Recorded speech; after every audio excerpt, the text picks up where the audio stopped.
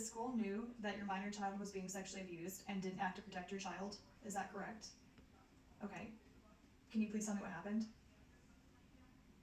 Okay, so I'm just going to pause you there quickly. You keep saying that you should have known, and let me make this so abundantly clear for you, more clear than anything that I have ever said to anyone. This was not your fault, okay? Obviously, I'm an attorney. I don't hold myself out, and I certainly don't claim to be a mental health expert, but I can imagine that part of the difficulty of what you're sitting with and learning is actually just to trust yourself again. Do you have a group of women that you can speak with about what has happened?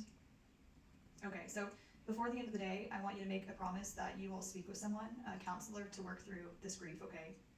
So let's bring it back to the law.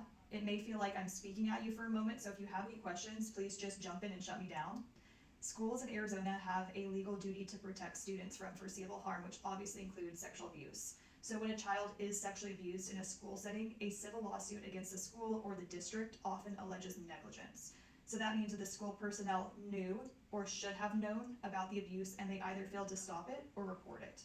Actual knowledge means that the school officials were actually aware of the child's abuse or their specific facts that indicate a high probability of abuse. So that could be like direct reports, students or parents telling a teacher about misconduct, or that could be maybe firsthand observations. Then you have constructive knowledge. That's what the school should have known, meaning the school had enough information that a reasonable person in their position would have recognized those signs of abuse.